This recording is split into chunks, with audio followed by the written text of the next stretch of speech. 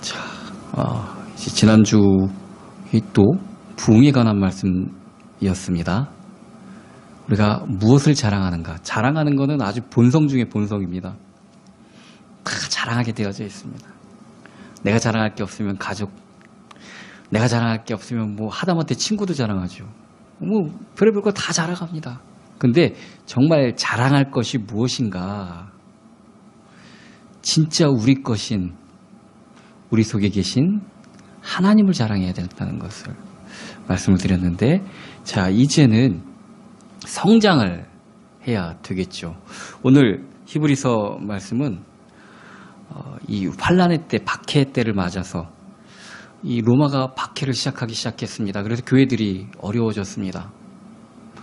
전에는 막 사도 바울이라든지 사도행전 보면 가는 곳마다 말씀을 전하고 기적이 나타나고 교회가 세워지고 그런 부흥의 시기가 있었는데, 어느 순간 이제 박해의 순간이 찾아오게 되었습니다.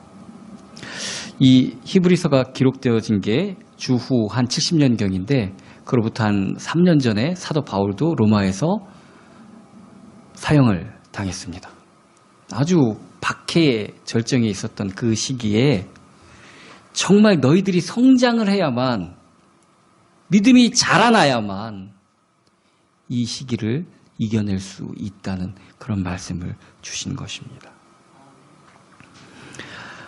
익숙해지지 않으면 자라나지도 않습니다. 우리 익숙해져야 됩니다. 처음에 이제 새 학기죠. 좀 3월달이 이제 다음 주면 3월달에 들어가는데, 3월달이면 거의 다 새 학기입니다. 새 학기에서 제일 할 것이 무엇입니까? 그 학기에 배울 공부를 열심히 예습하라고 그럽니까? 새로 이제 학기 올라가고 뭐 반도 바뀔 수도 있고 학년도 바뀌고 뭐 그렇게 되면은 제일 먼저 해야 될 거는 적응하는 겁니다. 그죠? 그 다음에야 뭘 할 수 있는 겁니다. 익숙해지고 적응을 해야지 성장도 있게 되는 것입니다. 곤충 같은 경우에는 탈피를 합니다. 어느 정도 몸이 커지면 그 껍데기가 감당을 못합니다. 그죠? 그래서 그것을 벗어나고 더 커지고 얘가 굳어지고 더 커지면 또 이거 벗어놓치고, 그러다가 이제 완전 변태를 하려면은 다른 모습으로 번데기 속에 갇혀 있다가 번데기를 깨고 애벌레가 나비가 돼서 나가기도 합니다. 자, 새로운 것에는 적응을 먼저, 마치 붕어빵에 틀에 이제 붙잖아요. 반죽을.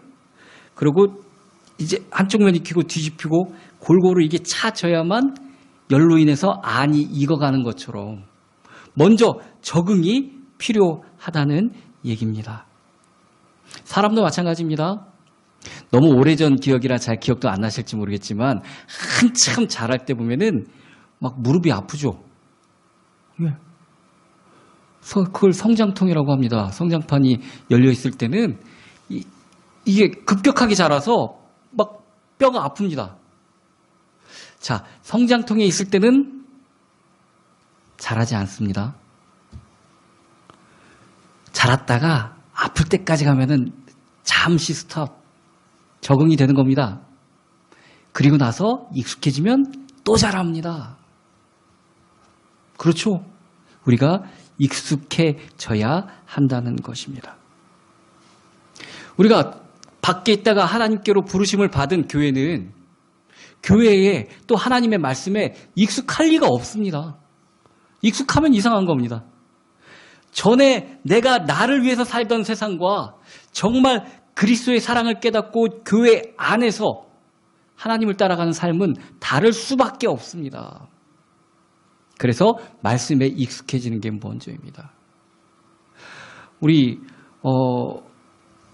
저도 어렸을 때 보면은 수련회 가고 그럴 때 성경 말씀 묘절 안 외우면 밥 안 주고 막 그랬는데, 그때 그거 막 외우고 막 그러는 게 정말 그때 정말 필요한 말씀이어가지고, 이 말씀이 나를, 그 아이들의 삶을 변화시키기 위해서 외우라고 그러는 거 아닙니다. 먼저 익숙해져야 되기 때문에 그런 겁니다. 먼저 훈련이 돼야 되기 때문에 그렇습니다. 하나님이 성령으로 임재하실 때 몰랐던 말씀을 불을 환히 켜서 비춰주시든지 그렇게 우리를 말씀을 조명하여서 알게 만들어 주시기 때문에 그렇습니다. 그래서 부지런히 하나님 말씀에 익숙해져야 됩니다. 부지런히 훈련해야 됩니다. 하나님은 우리가 성장하시기를 바라시기 때문에 그렇습니다. 우리를 만드시고 제일 먼저 하신 말씀이 창세기 1장 28절 보면은 생육하고 번성하여 땅에 충만하라. 이게 하나님의 뜻입니다. 자, 이제 새로운 범죄한 인간들을 물로 심판하시고 새로 노아의 가정을 통하여서 새롭게 구원의 그 언약을 이루어 가실 때 노아에게도 똑같은 말씀을 하나님은 하셨습니다. 창세기 9장 7절 너희는 생육하고 번성하며 땅에 가득하며 그 중에서 번성하라. 똑같이 그렇게 말씀하셨습니다. 자, 생육하다라는 그 히브리어 단어는 무슨 말인가 하면은 파라라는 말인데 말 그대로 growing up, 자라다, 위로 자라다, 내 키가 자라듯이 자라다 그런 의미를 갖고 있습니다. 또 번성하다 이 말은 히브리어 라바라는 단어를 사용했는데 이것은 숫자가 늘어나다, 증가하다 그런 뜻입니다. 이 말은 내가 자라고 또 우리 민족이 늘어나는 것 이것을 의미하는 것입니다. 이것은 창조의 뜻이면서도 구속의 뜻을 가지고 있습니다. 그러므로 너희는 새로운 피조물이라. 우리가 그리스도 안에서 자라나야 되고 번성해야 됩니다. 이것이 하나님의 뜻이라고 말씀해 주고 있기 때문에 그렇습니다. 우리 성도는 이 안과 밖의 성장을 이루어 나가야 합니다. 어떻게 보면은 예수 믿는 사람들은 다 아무리 나이가 80이든 90이든 아니면은 정말 유치부 어린이든 다 청소년기라고 말할 수가 있습니다. 청소년기의 특징이 뭐죠? 불완전성이죠. 외모를 보면 어른들보다 다 더 큽니다. 그래서 잘 먹어서 더 큽니다. 우리도 보면은 우리 아들이 저보다 크고 우리 딸이 엄마보다 큽니다. 자, 그렇다고 어른입니까? 외모는 성장이 되어져 있는데 내적 성장이 되지 않아서 우리 교회가 딱 다 성도들이 이 청소년기라는 겁니다. 예수님을 믿었습니다. 어떤 분은 나면서부터도 믿었고 몇십 년 동안 믿으신 분들도 있습니다. 그런데 그리스도의 분량까지 자라나지를 못하기 때문에 항상 겉하고 속하고 달라서 싸우고 부딪히게 된다는 것입니다. 청소년기 질풍노도의 시기를 우리 성도들이 다 그렇게 겪고 있는 겁니다. 마음은 압니다. 내가 주를 위해 살아가고 싶고 정말 주의 뜻대로 살고 싶습니다. 그런데 아직 자라나지 못해서 맨날 부딪히고 맨날 속이 싸운다고 그렇게 얘기하고 있습니다. 다큐멘터리, 자연 다큐멘터리 같은 거를 언제 한번 봤는데 펭귄이 우리 배 쪽은 하얗고 머리랑 날개 쪽은 까맣고 펭귄들 특징이 그렇지 않습니까? 근데 등치는 거의 엄마 아빠만한 큰데 색깔이 그냥 갈색인 애들이 있습니다. 요 조그만한 애기 펭귄도 아니고 크기는 거의 막 지 엄마 아빠 등치만 합니다. 근데 색깔은 갈색입니다. 등치만 큰 거예요. 걔들은 엄마 아빠가 오면은 먹이 달라고 캬캬캬 그러면 등치는 엄마보다 더 크면서 그거 받아먹고 그렇게 큽니다. 자, 등치 크면은 또 엄마 아빠를 또 우습게 볼 수도 있습니다. 지가 더 크다고. 자, 우리가 하나님에 대해서 신앙이 그럴 수가 있다는 얘기입니다. 우리 뭣도 모르면서 뭘 아는 척하고 다른 사람한테 막 이렇게 해 저렇게 뭘 알긴 하면서 그러면 모르겠지만 그럴 때가 많다는 얘기입니다. 그래서 본문은 드물게도 책망의 말로 시작을 하고 있습니다. 너희가 듣는 것이 둔해서 설명도 못하겠고 니들이 믿은 지가 오래됐는데 그러면 다른 사람을 가르쳐야 될 터인데 어떻게 아직도 초보에 대해서 가르침을 받아야 되냐. 이 편지 받은 사람 좀 기분 나쁠 수도 있겠어요. 자, 연조가 오래됐다고도 얘기를 합니다. 12절 때가 오래되었으므로 너희가 마땅히 선생이 되었을 터인데 그런데 이 히브리서가 기록되었을 때가 아까 말씀드렸듯이 주후 70년경입니다. 예수님이 그러니까 주후 30년부터 말씀을 전하셔서 33년에 돌아가셨잖아요. 3년간의 또 공백이 있기도 하지만 그럼 그때 예수님 제자들도 이때 기껏 믿어봤자 오래 믿었어봤자 37년 믿은 겁니다. 제자들까지요. 제자들이. 그러면 이 히브리서의 독자가 되는 그 당시 이 주중에 유럽에 퍼져 있었던 교회들의 연조는 얼마나 되었을까? 사도 바울이 이방들한테 다니면서 복음을 증거할 때가 한 15년에서 20년경 사이라고 합니다. 근데 사도 바울이 3년 전에 돌아가셨으니까 이때 예수님을 교회에서 오래 믿어봤자 10년 안팎이라는 얘기입니다. 그죠? 이 시기가 너무 분명하게 나오지 않습니까? 자, 우리 너무 오래 믿었어요. 우리 정말 오래 믿은 겁니다. 근데 선생이 되어져 있나요? 그리스도를 증거할 선생이 되어져 있나요? 여기서 첫 번째 멜기세덱에 관해서 얘기하는 것이 너희가 듣지 못한 어리석어서 둔해서 멜기세덱을 말하는 것을 알지 못한다. 가르치는 것을 이렇게 얘기를 합니다. 이 말은 뭐냐 하면은 우리가 아직도 외적인 것을 바라보느냐고 정말 중요한 하나님의 제사장의 의미가 무엇인지도 모른다는 얘기입니다. 레위 계통, 그 중에 아론의 아들들, 그 중에 이제 다윗 시대 이후로는 사독 계열. 우리는 그렇게만 안다는 얘기입니다. 그런데 그 다윗 훨씬 이전에 야곱의 아들이었던 레위 훨씬 이전에 아브라함이 멜기세덱에게 11조를 드리고 제사를 드렸습니다. 하나님께 축복을 받고 멜기세덱에 관하여는 그가 언제 났는지도 언제 죽었는지도 모르고 지극히 높으신 하나님의 제사장이라 이렇게 표현이 되어져 있습니다.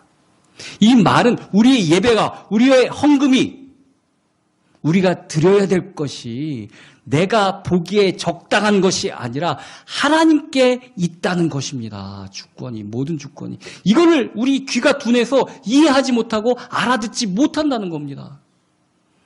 아, 내가 보기에 저 목사님은 배운 것도 많고 괜찮은 것 같아. 저 목사님은 어느 교단의 어디 신학대학 출신이래. 많이 배우신 분들 말씀 더 잘 가르치겠죠. 자기가 한 게 있으니까 더 좋겠죠. 그런데 중요한 것은 중점이 하나님이라는 겁니다. 우리 인간의 눈이. 근데 이거를 아무리 설명을 해도 귀가 둔해서 알아듣지 못한다는 겁니다. 그래서 13절 보면 이는 젖을 먹는 자마다 어린아이니 의의 말씀을 경험하지 못한 자요 라고 얘기하고 있는데 이것들을 왜 그렇게 이해하지 못하는가 하면 예수님을 믿은 지 오래된 성도도 아직도 초보적인 은혜 맨날 헌금에도 걸리고 맨날 봉사에도 걸리고 예배에도 걸리고 기도에도 걸리고 이걸 가르쳐줘야 될 판국에 이게 뭔지도 몰라갖고 보면은 맨날 걸립니다 거기에. 그래서 이게 좀 나하고 맞지 않으면은 누구 찾아가죠. 또 물어보죠. 이거 헌금이 이게 이렇게 됐는데 이걸 어떻게 해야 돼? 예수님한테도 사람들이 와서 물어봅니다. 우리가 로마에 세금을 내는 것이 맞습니까? 안 내는 것이 맞습니까?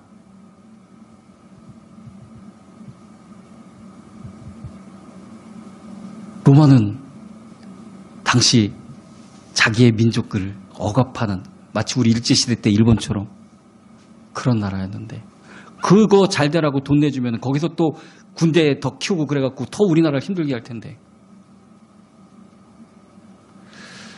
동전 하나 갖고 와봐라. 거기 누구 그림이 그려져 있고 누구 글이 쓰여 있냐. 가이사의 것은 가이사에게. 자, 이 말은 우리나라 같은 경우에는 5만 원짜리는 심사인당 뭐라고 불러야 되죠? 분이 그려져 있고, 또 1만 원짜리에는 세종대왕이 그려져 있죠. 그럼 거기에다 내라는 얘기일까요? 예수님은 정말 분명하고 명확하게 헌금에 대해서도 가르쳐 주셨습니다. 너희 마음의 주인이 누구인가? 그죠? 그거 고민하고 뭐 그런 것 자체가 하나님께 하기가 아까운 겁니다.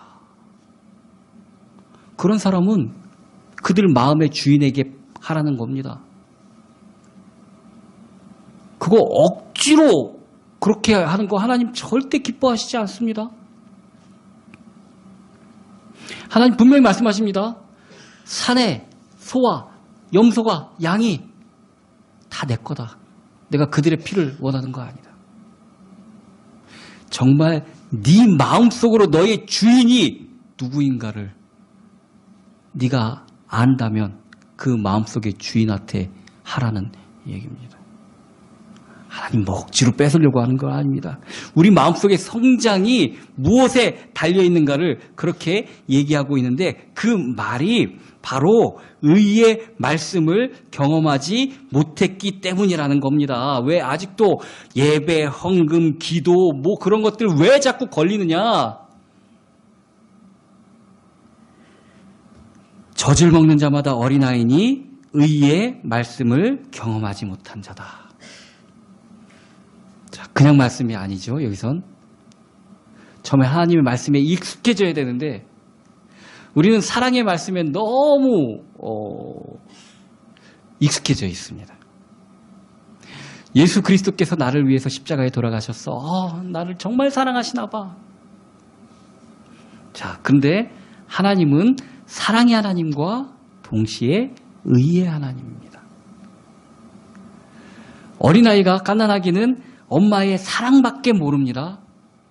점점 자라게 되면은 형제 간, 가족 간 지켜야 될 의를 알게 되는 것입니다.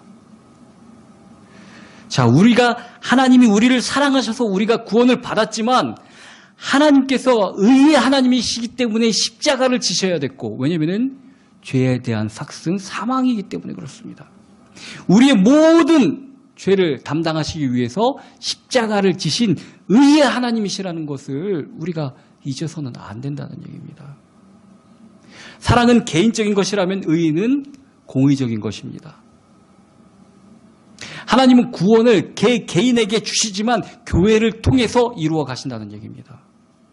나만 하다 보면은 자람이 없다는 얘기입니다. 젖 먹는 어린아이처럼 우리가 의의 말씀에 익숙해져야 됩니다. 엄마들은 아기들 키우면서 거짓말을 하루에 3번씩 한다고 그러죠. 좀 막 하면은 야, 얘가 엄마라고 불렀어. 또 이렇게 잠깐 더 어떻게 일어섰으면 우리 애기 섰다고 막 뒤집었다고 막. 자, 그런데 잠깐 일어서거나 잠깐 한다고 말하는 거고 걷는 거 아닙니다. 그죠?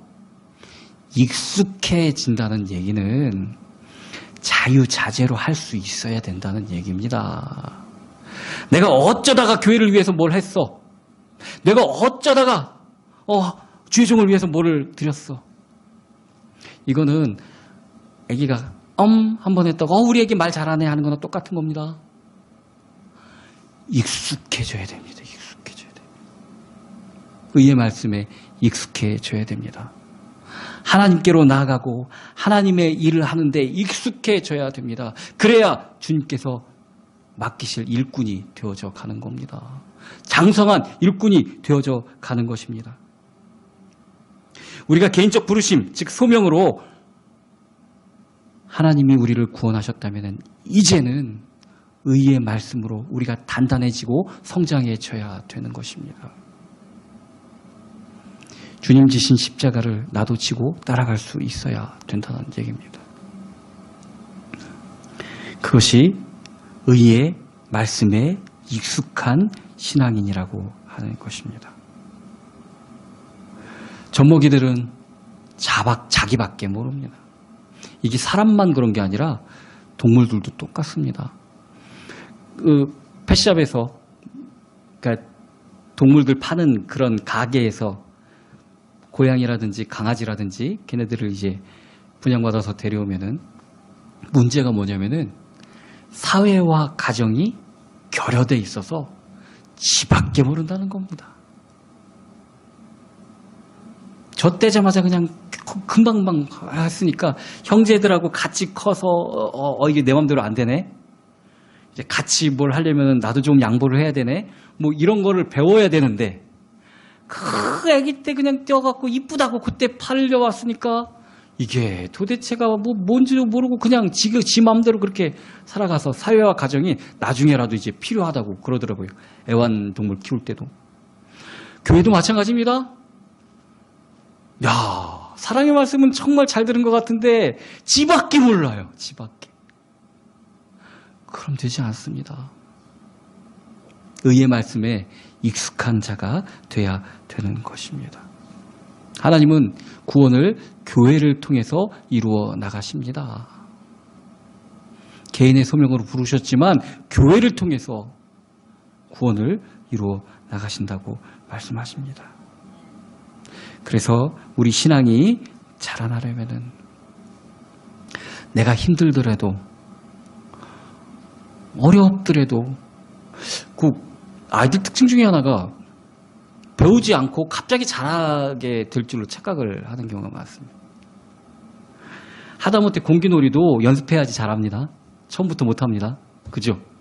자전거?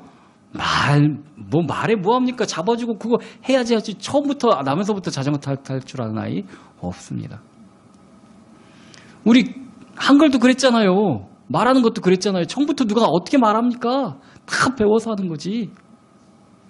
근데 거기 배우고 거기까지 자신을 들이지도 않고 그냥 갑자기 또 잘하기를 바라는 경우들이 얼마나 많은지 모릅니다. 갑자기 잘 안 돼요. 이건 목사도 마찬가지입니다. 우리가 어렸을 때도 주기도문, 사도신경이 다 지금 하는 거하고 다르죠. 사도신경이 전능하사 천지를 만드신 하나님 아버지를 내가 믿사오며 딱 들으니까 옛날 거 생각나시죠? 이제 교단 바뀌고 새 번역으로 바꾼다고 바꿔서 하는데 처음부터 되나요? 우리 어머님 좀 짜증도 내셨어요. 옛날 걸로 하지 새로 바뀐다고. 계속 해야 됩니다. 지금은 잘하시잖아요. 새로 바뀌었어도. 그죠? 해야 잘하는 겁니다. 해야. 우리가 하나님의 말씀에 익숙해진다는 것, 그 경험, 익스페리언스, 그 경험을 쌓아간다는 것은 부딪히는 것을 얘기합니다. 계속. 옛날 거는 좋은데 지금 자꾸 잘못해. 그러고 안 하고 피하면 계속 그거 못하는 겁니다. 하나님의 말씀에 계속 부딪혀야 됩니다. 의의 말씀에 계속 부딪혀야 되는 것입니다. 아까 처음에도 말씀드렸듯이 그러면은 지금은 몰라도 성령이 알게 하십니다. 조명 켜주시듯이 조명한다는 말이 그 말입니다. 비춰주십니다. 성령님. 그럼 그때 알게 된다는 얘기입니다. 자, 14절 말씀 보면은 단단한 음식은 장성한 자의 것이니 그들은 지각을 사용하므로. 단단한 음식을 먹는 사람은 무엇을 사용하는 자라 하냐면은 지각을 사용하는 자라고 얘기를 합니다. 이 지각이라는 말이 헬라어 아이스테테리온이라는 그런 말인데 이것은 뭐 이해하다, 이해력도 판단력 그런 의미로도 많이 쓰이는데 성경의 다른 부분을 보면은 마음속 깊이 공유하다 그런 뜻이 있습니다. 그냥 내가 머리로 내가 안다 그게 아니라 마음속 깊이 느끼는 겁니다. 머리로만 아는 게 아니라. 뭐에 대해서 그럴까요? 하나님의 말씀에 대해서, 하나님에 대해서, 하나님의 뜻에 대해서입니다. 머리로 알아서는 단단한 음식을 먹을 수가 없습니다. 하나님과 교통해야 합니다. 성경을 아무리 봐도 내 생각, 내 뜻대로만 해석을 하면은 전혀 다른 말이 돼버립니다. 성경은 하나님이 주인공이시고 하나님이 우리를 사랑하셔서 우리를 구원을 이끄시는 그런 내용입니다. 근데 내 생각만 하다 보면 이단들도 얼마나 성경책 갖고서 자기가 좋아하는 구절만 탁탁 뽑아다가 그렇게 이상하게 성경을 해석합니까? 지각이 있는 것은 하나님에 대해서 아는 것을 얘기합니다. 하나님에 대해서 깊이, 하나님이 우리를 사랑하심에 대해서 깊이 공감하는 것을 얘기합니다. 그래야 의의 말씀이 올바로 들려질 수 있다는 것입니다. 성장한다는 것은 상대방을 아는 것입니다. 아기들은 자기 자신밖에 모릅니다. 그런데 커 갈수록 상대방을 이해할 수 있게 됩니다. 그것이 나한테도 좋다는 것을 커 갈수록 아는 것입니다. 우리가 하나님을 이해하고 하나님을 아는 것, 이것만큼 중요한 것도 없습니다.